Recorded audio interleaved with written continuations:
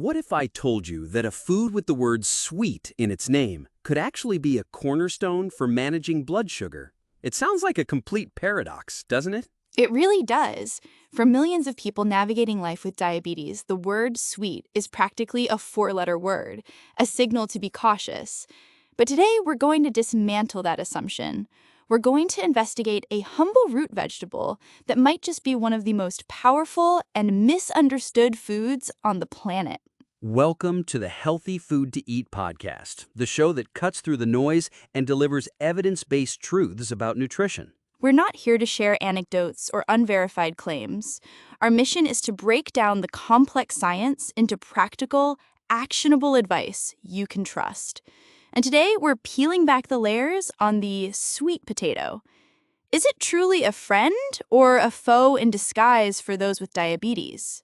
Okay, let's dive right in and address the name, sweet potato. That word sweet is the first hurdle. Many people automatically lump it in with a regular white or russet potato, assuming it's just a sugary version. That's a very common misconception. So let's start there. Botanically speaking, they aren't even that closely related, are they? Not at all. It's fascinating. A regular potato is from the nightshade family, related to tomatoes and eggplants. A sweet potato is from the morning glory family. They are distant cousins at best. But for our purposes, the most critical difference lies in their nutritional composition and, crucially, how our bodies react to them. And that reaction brings us to one of the most important tools in the diabetes management toolkit, the Glycemic Index, or GI. We mention it a lot, but let's do a quick, clear refresher for anyone new to the concept. Absolutely. Think of the glycemic index as a speedometer for carbohydrates. It's a scale from 0 to 100 that measures how quickly a food containing carbs raises your blood glucose levels after you eat it. Pure glucose is pegged at 100. So foods with a high GI, say over 70, are like a sports car hitting the gas. They release sugar into your bloodstream very quickly. Foods with a low GI, under 55, are more like a slow, steady barge, providing a much more gradual release of energy. A perfect analogy. And this is where the first plot twist with sweet potatoes occurs. A large baked white potato can have a GI well into the 80s or even higher. But a medium-sized sweet potato that has been boiled has a GI of around 44. Just hearing those two numbers side by side, over 80 versus 44, is staggering. That's the difference between a blood sugar spike and a gentle curve. It's a huge win for blood sugar stability right out of the gate. But the story gets even more nuanced and, frankly, more useful. The glycemic index is great, but it has a limitation. It doesn't account for the amount of carbohydrate in a typical serving. This is where a more advanced concept comes in, the glycemic load, or GL. Okay, let's break this down for our listeners, because this is a concept that can truly change how you view food. How do we get from GI to GL? The glycemic load takes the GI value and multiplies it by the grams of carbohydrate in a serving, then divides it by 100. The result gives you a much more accurate picture of a food's real-world impact on your blood sugar. A GL of 10 or less is considered low, 11 to 19 is medium, and 20 or more is high. Can you give us an example? Definitely. Watermelon has a high GI, around 72, so you might think it's terrible for blood sugar, but a standard serving of watermelon is mostly water and doesn't have that many carbs. So its glycemic load is only about 4, which is very low. That is a game changer. So how does our sweet potato fare when we look at its glycemic load? This is where it really shines. A medium boiled sweet potato, about 150 grams, has a glycemic load of about 11. It's right on the border of low and medium. Now compare that to a baked russet potato of the same size. Its GL can be as high as 33. So when you look at glycemic load, the sweet potato isn't just a little better, it's in a completely different league. It provides a much, much lower and more manageable blood sugar response. Here's a question for our listeners. Have you been judging foods based only on whether they taste sweet? Or have you ever considered something like glycemic load? It really reframes the conversation. Okay, so we touched on something earlier that we need to expand on because it's arguably the most important practical tip. The way you cook a sweet potato fundamentally changes its structure. You mentioned I specified boiled. Yes, and that seems to be the key that unlocks its benefits. Why does boiling make such a huge difference compared to, say, baking, which is so popular? It comes down to how the starches react to heat and water. When you boil a sweet potato, the starch granules swell up with water and are gently cooked. This preserves a structure that your body digests more slowly. When you bake it or roast it at a high, dry heat, a process called starch gelatinization happens more intensely, essentially breaking down the complex starches into simpler sugars like maltose. So, baking literally makes it more sugary on a chemical level, which is why it tastes so much sweeter and why its GI and GL shoot up into the danger zone. Precisely. But there's another layer to this, a secret weapon you can unlock called resistant starch. I've heard this term before. It sounds important. What exactly is it? Resistant starch is a type of starch that resists digestion in your small intestine. Instead, it travels down to your large intestine, where it acts like a prebiotic fiber. It feeds the good bacteria in your gut and does not raise blood glucose. So, it's a carb that doesn't act like a carb. How do we get more of it from our sweet potatoes? It's almost magical. You cook them and then you cool them. The cooling process, through something called retrogradation, changes the structure of some of the starches, turning them into resistant starch. So a boiled sweet potato that has been cooled in the fridge and then eaten cold in a salad or even gently reheated will have an even lower impact on your blood sugar than one eaten hot right out of the pot. That is an incredible hack.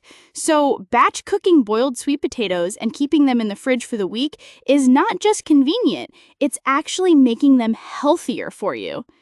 What about other methods like steaming or air frying?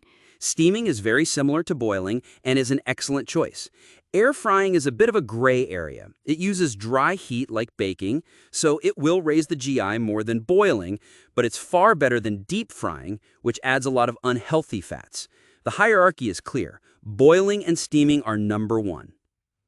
Okay, so we've established that a properly prepared sweet potato is a slow release carb. But what else is in there? Let's talk about why it's often called a superfood. Let's start with that brilliant orange color. That's from beta-carotene, a precursor to vitamin A.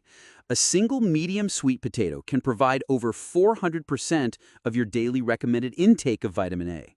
For diabetics, this is huge. Vitamin A is critical for eye health, helping to protect against conditions like diabetic retinopathy, and for a robust immune system. And we can't forget about fiber. How does the fiber in sweet potatoes stand out? It contains a healthy mix of both soluble and insoluble fiber. The soluble fiber dissolves in water to form a gel-like substance that helps lower blood glucose and cholesterol. The insoluble fiber adds bulk to stool and helps keep you regular. This combination is fantastic for both blood sugar control and gut health. You mentioned gut health, and we talked about resistant starch feeding our good gut bacteria. This seems to be a recurring theme. A healthy gut is increasingly being linked to better overall health and even better blood sugar management. It's a huge area of research. By feeding your microbiome with fiber and resistant starch, you're promoting a healthy gut environment, which can reduce inflammation throughout the body. Chronic inflammation is a major driver of insulin resistance and other diabetic complications. What other minerals are hiding in there? Sweet potatoes are a fantastic source of potassium and magnesium. Many people with type 2 diabetes have low levels of magnesium, and magnesium plays hundreds of roles in your body, including helping your cells use insulin more effectively. And potassium is vital for counteracting sodium to keep your blood pressure in a healthy range, another critical concern for anyone with diabetes. Okay, let's put all this incredible science into practice. A listener has boiled their sweet potato. They understand the portion size, about the size of their fist. How do they build a meal around it to maximize the benefits? The golden rule is never eat a carbohydrate alone. You need to pair it with protein, fat, and fiber. It's the PFF rule. The protein and healthy fat act as an additional brake, further slowing down the absorption of the carbs from the sweet potato. Give us a few examples of what that looks like on a plate. A perfect plate could be 1 medium boiled and cooled sweet potato cubed, a palm-sized portion of grilled salmon, providing protein and healthy omega-3 fats, and 2 big handfuls of spinach sautéed in olive oil. Another great option is a bowl with cubed sweet potato, a scoop of black beans, protein and fiber, topped with 1/4 of an avocado, healthy fat. Those sound delicious and incredibly balanced. It's not about taking food away, but about building a smarter plate. All right, that was a very deep dive. Let's pull up and summarize the most important takeaways. Can sweet potatoes be good for diabetics? Yes, they can be an incredible tool.